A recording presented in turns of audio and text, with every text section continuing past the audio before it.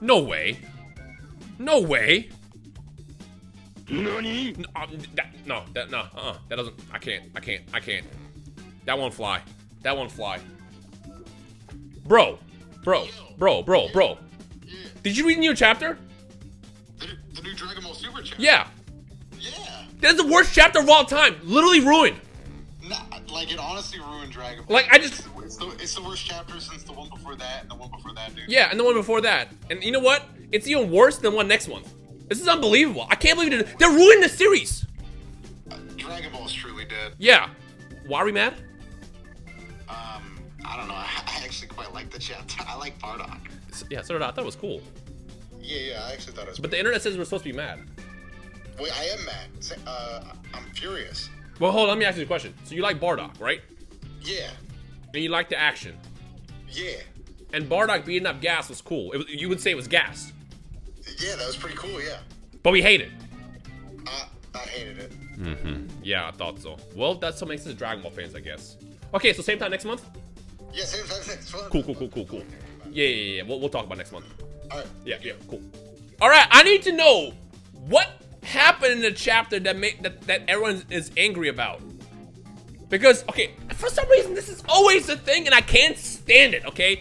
When any form of media does something stupid, I get it. Or stuff that fans don't really like, I get it. But we seem to be doing this thing with Dragon Ball every single month where a leak will come out or like an early scan. You know how like they have those early sketches of what's happening? That will leak for some reason. And then I see everyone's angry like, I can't believe that the chapter is doing this. And then you read a chapter, you're just like, this isn't that bad. Why do you keep doing this? It's like, I feel like people will look at those early sketches, they don't even have dialogue yet, and they look for things to be angry about. So when the chapter comes out, they were already angry before it came out, but they have to keep being angry, if that makes sense. And then it's like they're keeping the same energy. I don't know. So make it make sense. Because I read the chapter and I enjoyed it. I thought it was entertaining. I mean, the only thing we can probably question is probably power levels when it comes down to it. And even Toriyama in the past has said power levels were kind of stupid and they kind of messed up the series, which is why he stopped doing it. Like, that's why they took power levels away. It kind of spoiled what happens in the show.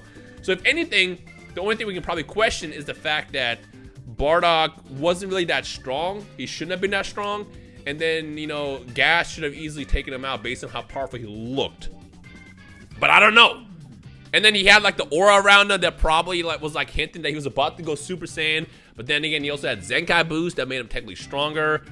Which means then when he took on Frieza in space, he probably should have had a better chance. But he also got obliterated before he really had a chance to do anything. I don't know.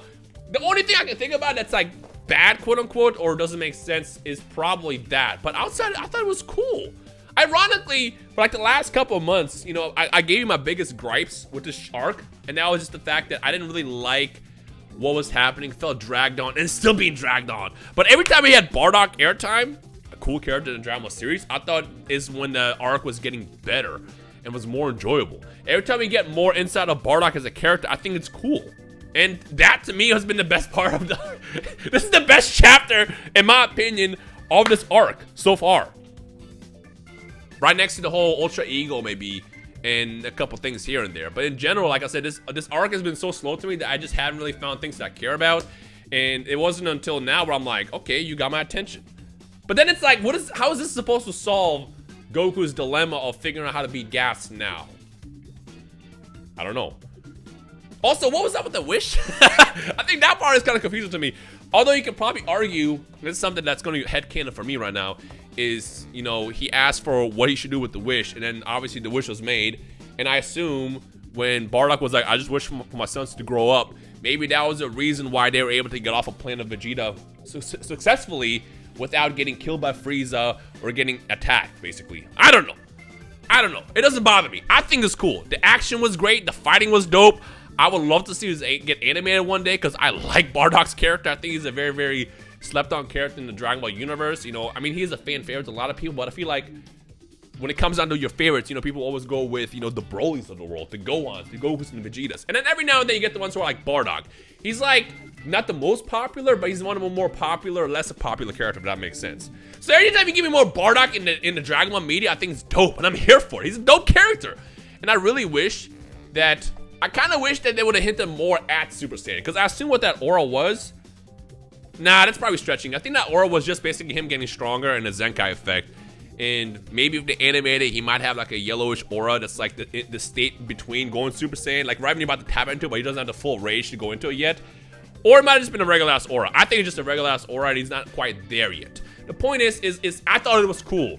The boost that he gets, and then he randomly gets strong enough and kills, you know, it doesn't really kill, but knocks out Gas, and then Gas gets saved by his brother. Like, it's Dragon Ball. I mean, this has been what Dragon Ball's been about pretty much for as long as it existed. You know, they randomly get a power boost last second, and they win. And I guarantee you, next month, when we get this chapter or this arc to finally end, what's gonna happen is Goku will get a random boost.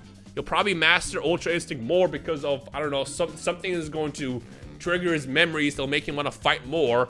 And then that's what's going to be enough to beat, you know, Gas. And we're going to be all like confused. But this is Dragon Ball. This is what Dragon Ball's been about literally forever. It's like, oh no, I'm at my wit's end. I'm about to get defeated. And then they get random power boost and win. That's what happens all the time.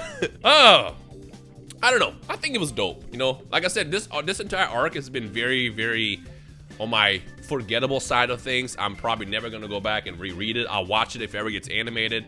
But I just don't really care about the characters that much outside of, you know, the main ones, you know.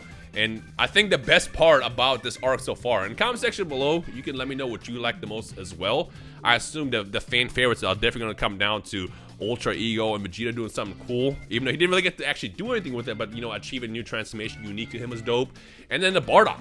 Those are the two things that have made this arc very, very enjoyable with an asterisk, because very, very enjoyable doesn't really mean much to me, because like I said, I'm still kind of bored as I read this every single month, but like, it's been more enjoyable in those aspects, you know. Being able to like go back to some lore building is kind of cool at the end of the day, you know, and that's something I liked in the past. In this case, you know, we're getting all those flashbacks to Bardock and kind of seeing how everything went down back then before every character was broken. It's cool to me.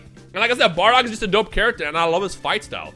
I also love the whole idea of him basically kind of having like that selfish side of him, similar to what we see with Goku pretty much the entire time. And that's the whole point, is he fights because he just wants to win. And I think that's dope. You can clearly see where the Goku gets it from. Like it's literally in his genes to be that guy that just wants to fight, get stronger, and then defeat the other guy. Like, it's cool.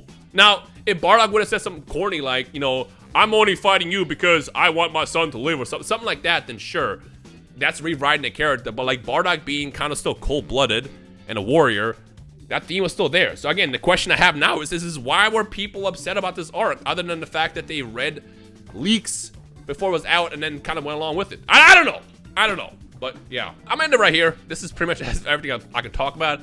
Comment section below, let me know your thoughts about this chapter. Again, my only issue with the Granola arc so far is it's so forgettable. Monaito, I feel like, has been kind of obnoxious and annoying this whole time.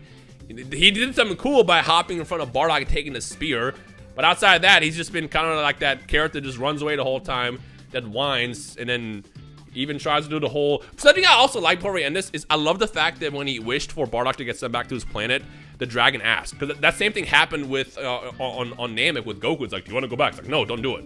Instead, send everybody away except for me. Leave me here. I like that the dragon has to ask for permission. This almighty dragon that can grant these wishes has to ask for permission at the end of the day, whether or not it can transform to another planet. A simple wish.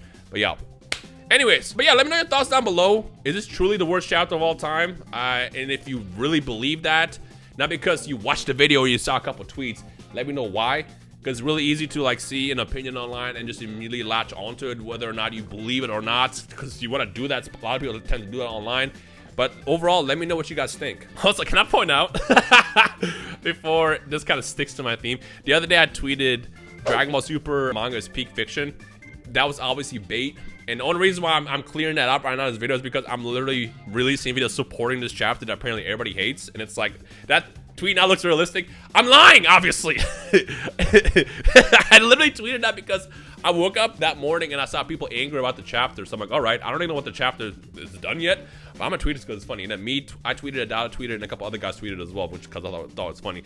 But it's always funny whenever I tweet any form of bait, especially when it comes down to anime or manga, people get so angry about it. But hey, go outside if that's the case. I don't know. Yeah, anyways, let me know your thoughts down below.